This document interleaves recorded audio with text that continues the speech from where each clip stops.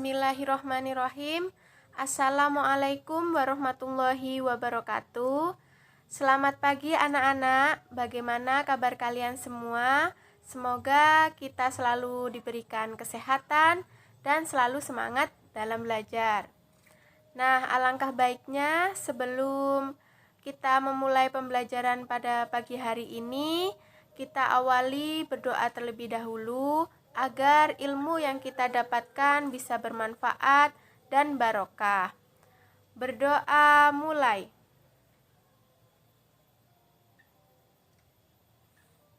Berdoa selesai. Sebelum pembelajaran Ibu mulai, Ibu akan mengecek kehadiran kalian semua ya. Untuk presensi kalian bisa isi kehadiran di dalam kolom komentar. Untuk yang berhalangan hadir, kalian bisa izin melalui via WA. Nah, Ibu juga berpesan kepada kalian semua, di masa pandemi ini kalian selalu jaga kesehatan ya. Jangan lupa memakai masker jika keluar rumah dan selalu usahakan untuk cuci tangan. Nah, dan selalu jaga jarak. Nah, sebelum kita masuk pada materi pada hari ini, Ibu harap kalian semua sudah belajar ya di rumah. Nah, jadi untuk minggu kemarin kita itu sudah mempelajari mengenai konsep listrik statis. Nah, jadi yaitu pada muatan listrik. Nah, untuk hari ini kita akan mempelajari materi tentang hukum Coulomb dan penerapannya dalam kehidupan sehari-hari. Baik, untuk pembelajaran pada hari ini bisa Ibu mulai ya anak-anak. Nah, jadi hukum Coulomb. Nah, hukum Coulomb ini merupakan hukum yang menjelaskan hubungan antara gaya yang timbul antara dua titik muatan atau muatan listrik yang dapat tarik-menarik dan saling tolak-menolak. Nah, jadi penemu hukum Coulomb ini yaitu Charles Augustin Coulomb. Nah, jadi sesuai dengan nama penemunya ya, hukum Coulomb ini yaitu dari penemu seorang ilmuwan yaitu Charles Augustin Coulomb.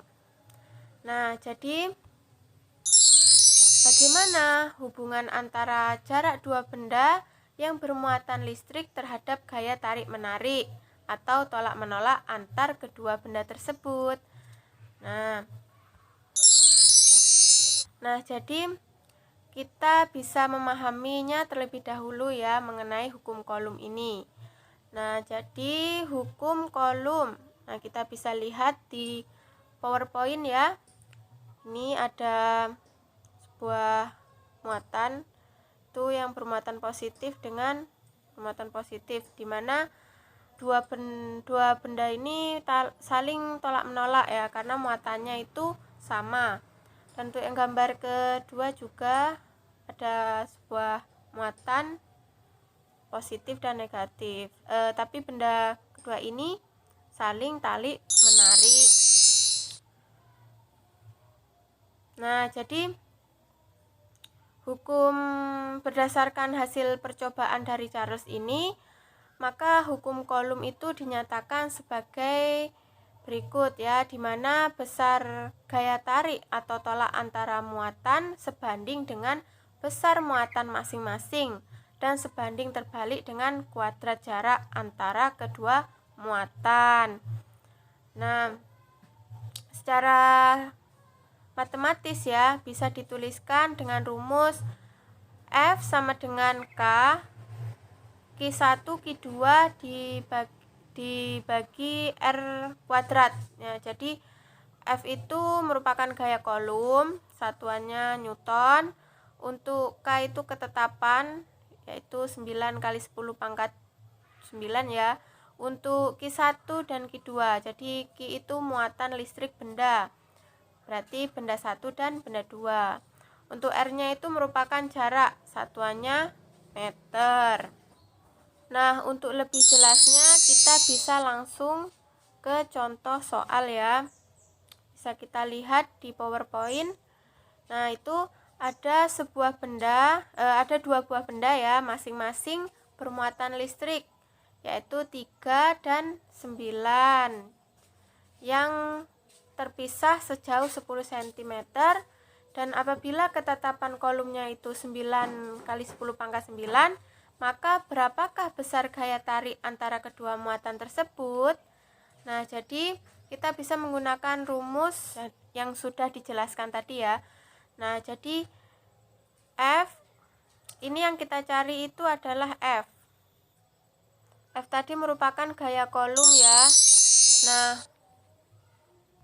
jadi kita bisa, ini kan contoh soal. Nah, jadi F sama dengan ketetapan Q1 Q2 dibagi jarak ya. Jadi kita masukkan ketetapannya yaitu 9 kali 10 pangkat 9.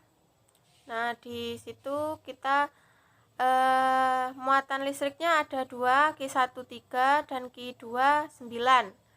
Dan untuk jaraknya itu 10 cm. Nah, jadi kita masukkan 3 kali 9 itu ada 27 ya. Jadi 9 kali 10 pangkat 9 dikali 27 per 10 kuadrat. Maka hasilnya 2,43 kali 10 pangkat 9 Newton. Jadi besarnya gaya sama dengan 2,43 kali 10 pangkat 9 Newton. Dan berupa gaya tolak.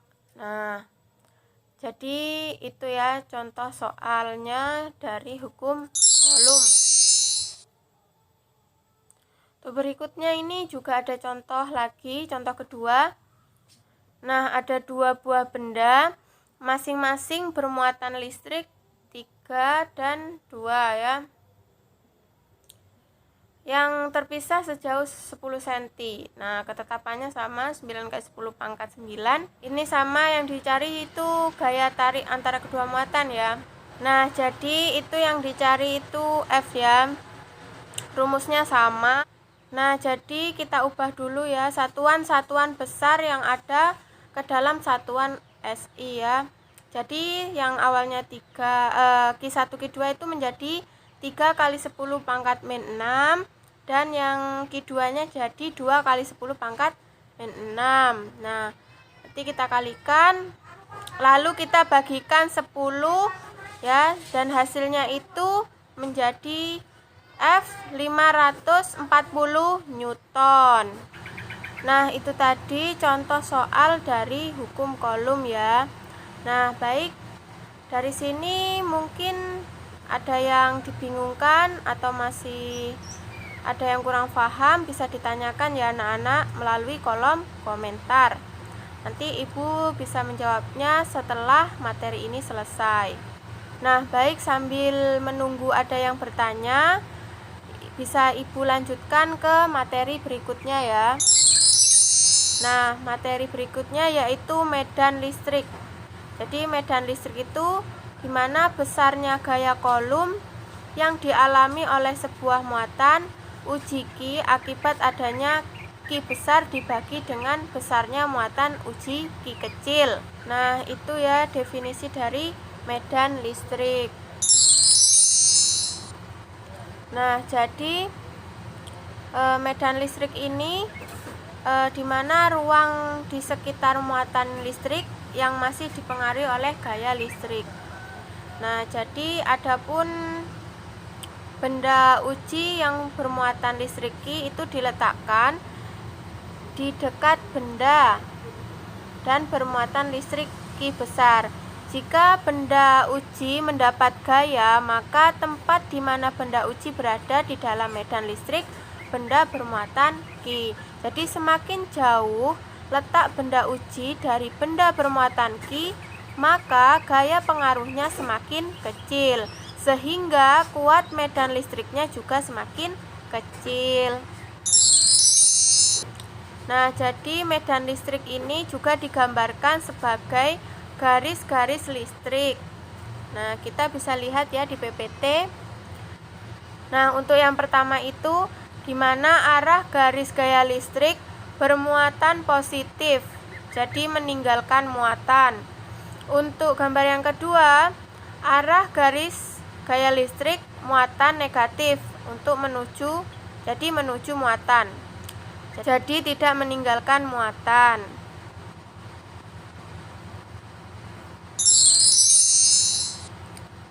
Nah, jadi dalam bentuk pola garis gaya listrik pada dua muatan yang berdekatan itu bisa kita lihat ya. Jika muatan itu positif dan negatif, maka akan saling tarik-menarik. Dan jika muatan tersebut sama atau sama-sama bermuatan positif dan positif, maka akan tolak-menolak seperti di gambar ya. Jadi pola garisnya itu menjauhi muatan. Nah, untuk jika muatannya negatif didekatkan dengan muatan negatif, maka dia juga akan tolak-menolak. Tapi pada pola garis gaya listriknya itu mendekati muatan. Nah,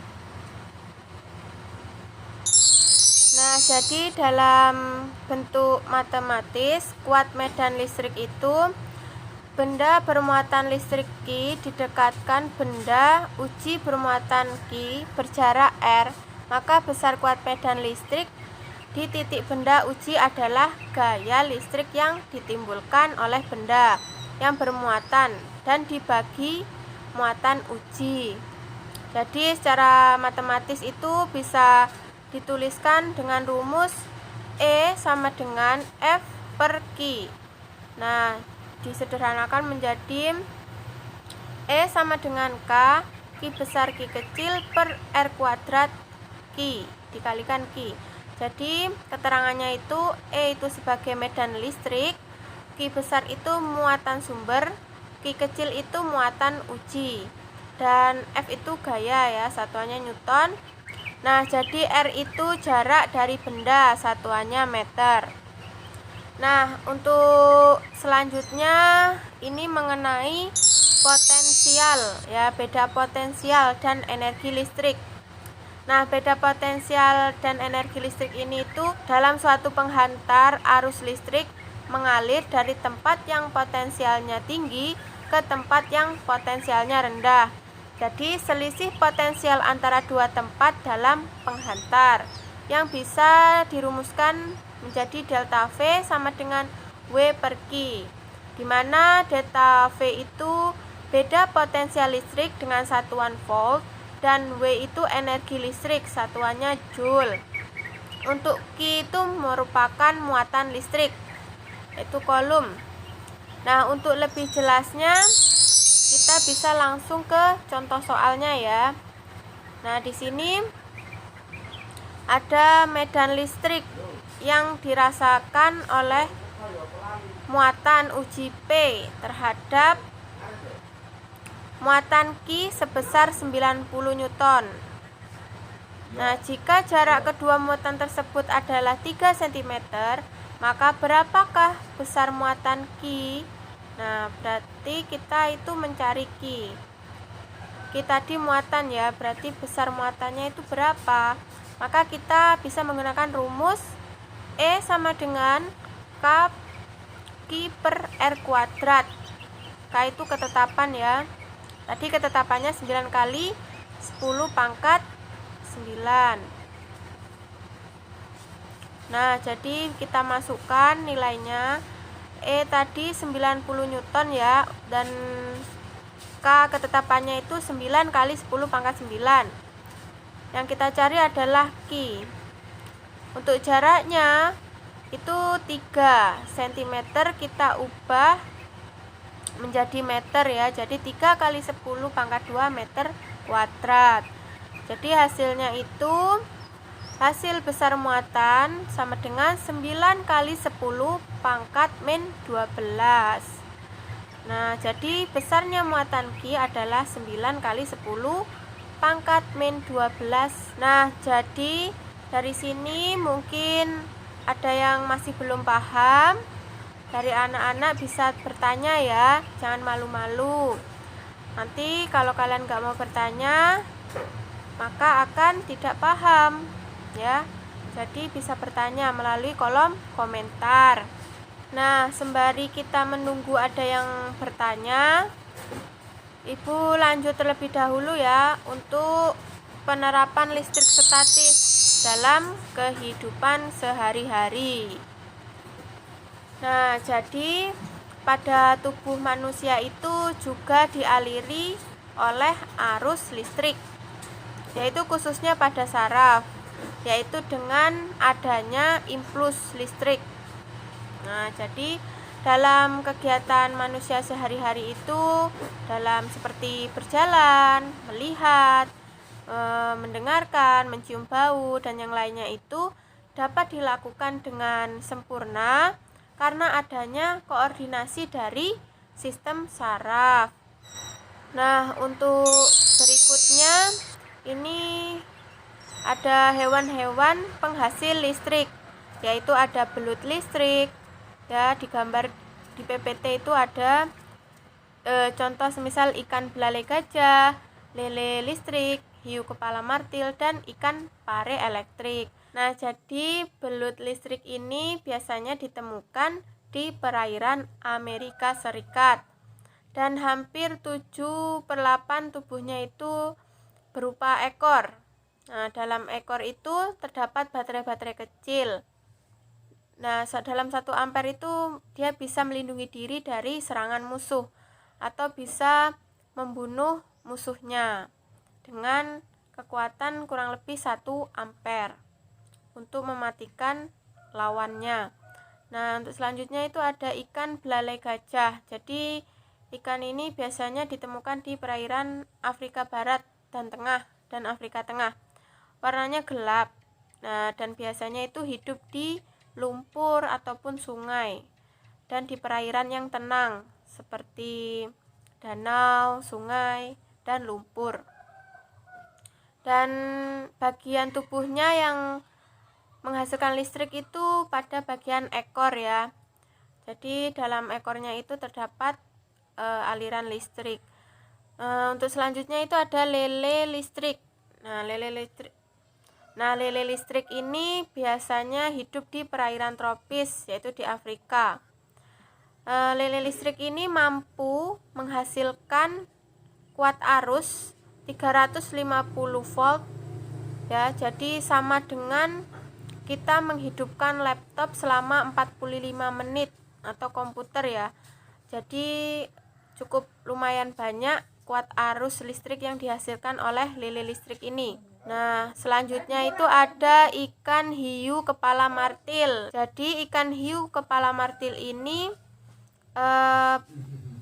kekuatan listriknya itu terdapat di bagian kepala. Nah, biasanya bisa menghasilkan sampai 220 volt, menghasilkan kuat arus listrik sebesar 220 volt. Nah, selanjutnya itu ada ikan pare elektrik. Bisa dilihat ya di PPT. Itu ikan pare elektrik biasanya hidup di dasar laut, biasanya di air dingin, dan kekuatan arus listriknya itu terdapat di sepanjang ekornya. Nah, jadi itu merupakan contoh-contoh hewan penghasil listrik. Sebenarnya masih banyak sekali, namun itu hanya beberapa ya. Mungkin dari pemaparan Ibu tadi ada yang belum paham, bisa ditanyakan ya. Ibu nanti bisa jawab di akhir pembelajaran. Nah, untuk yang ketiga bisa Ibu lanjut, yaitu penerapan listrik dalam kehidupan sehari-hari ya, yaitu penggunaan listrik statis dalam teknologi. Contohnya itu ada printer laser dan generator Van de Graaff. Nah, ini ada generator ya. Jadi generator ini merupakan mesin pembangkit listrik ya, pembangkit listrik statis yang sangat besar. Bisa dilihat di gambar, itu ada bagian-bagiannya. Itu ada politen, sapu karet, itu ada logam, dan bola konduktor. Jadi mesin pembangkit listrik ini mempunyai prinsip kerja ya. Cara kerjanya itu bisa dibaca di PPT, itu gesekkan antara silinder logam dengan sabuk karet. Nah, di sini ada semisal itu dalam kehidupan sehari-hari itu ada petir atau juga bisa dikatakan kilat. Nah, biasanya itu petir terjadi itu saat musim hujan ya. Nah, itu jika kita lihat di gambar, maka kenapa rumah itu bisa terkena petirnya? Jadi karena rumah itu memiliki hambatan yang sangat besar.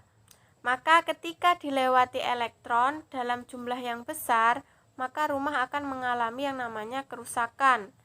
Artinya rumah tersebut tersambar petir. Jadi untuk menanggulangi hal tersebut, kita bisa menggunakan yang namanya penangkal petir. Jadi penangkal petir ini merupakan contoh dalam kehidupan sehari-hari ya, dan penerapan hukum Coulomb. Jadi hukum Coulomb ini sangat bermanfaat sekali, sehingga kita bisa menggunakan alat tersebut. Nah, ketika rumah kita itu terinduksi oleh awan yang bermuatan sehingga atap rumah itu menjadi bermuatan positif, maka muatan-muatan negatif dari awan itu mengalir dari awan ke bumi. Nah, jadi karena penangkal petir itu terbuat dari bahan konduktor yang baik, maka ketika dilewati muatan listrik negatif dari awan tidak menyebabkan yang namanya kerusakan. Nah, jadi rumah kita itu aman. Nah, jadi itu ya anak-anak mengenai materi pada hari ini, yaitu hukum Coulomb dan penerapannya dalam kehidupan sehari-hari.